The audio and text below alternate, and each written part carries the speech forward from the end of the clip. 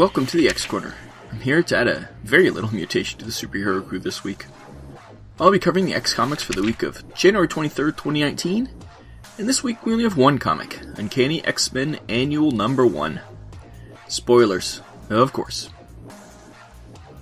So, Uncanny X-Men number 1, written by Ed Brisson, art by Carlos Gomez. We start with Cyclops crawling out of his grave, and it only gets weirder from there. We then get a flashback to several years ago as Cyclops is in Cambridge on vacation. He stumbles across a mad scientist who is attacking the university with a giant robot. He defeats the robot by blasting the control helmet off the scientist, and is thanked by a student who says he has a kid on the way, and without Cyclops he would never see him grow up. And he tells Cyclops he owes him one.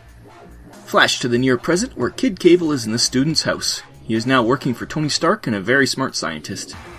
Cable calls in the favor and asks the scientist to fix a device the Avengers made to try and capture the Phoenix. Also, he has to miniaturize it, and it has to be done within 2 years. We move along the timeline as Cable shows the scientist Cyclops' funeral. They go to where Emma has the body, and they implant the now small Phoenix capture device in Cyclops' body. We then get to where Cyclops was resurrected the first time, in the Resurrection in Jean Grey's storyline, where the Phoenix tempted her with Cyclops. She denies the bird, and Cyclops dies again. But a small bit of the Phoenix Force is captured by the device. This leads to Cyclops being resurrected. Cable keeps Cyclops prisoner of sorts as he fights the X-Men in extermination. After extermination, Cyclops, like all the original X-Men, gains his younger self's memories, and now he knows Kid Cable killed the older Cable. Cyclops is mad, but Kid Cable says he had to do it since the older Cable is letting the time stream destroy itself by not intervening. When Cyclops calls Kid Cable out on manipulating time to resurrect him, then Cable breaks down and says it wasn't right how Cyclops went out, and he wanted his dad back. Cable then gives Cyclops a choice. He can either go help the X-Men versus X-Man and his horsemen in their final battle, or he can save the scientist who helped resurrect him. The bad guy whom Cyclops saved the scientist from is out of prison and looking for revenge. Cable set this up as a test to see what kind of man Cyclops is now. Cyclops of course chooses to save the scientist to prove he's a hero again. He then pledges to find the X-Men and set everything right.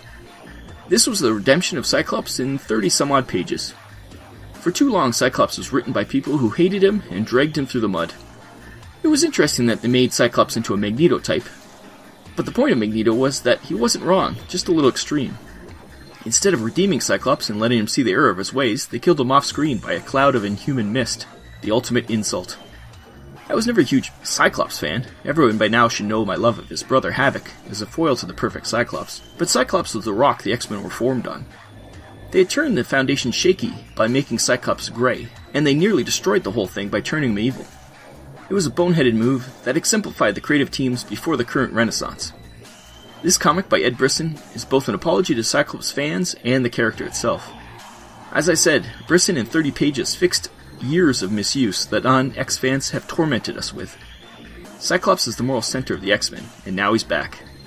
Much like Havoc in his return to the good side, Cyclops cannot forget his past mistakes, and even describes his anger at the prospect of his race dying. But now he realizes that he put his own feelings and fears above what mattered most, and that was being a hero. Heroes will give everything up for the greater good, and now Cyclops has found his center again. I also love that while showing Cyclops coming back to the side of the good, Brisson also firmly placed Cable in the grey.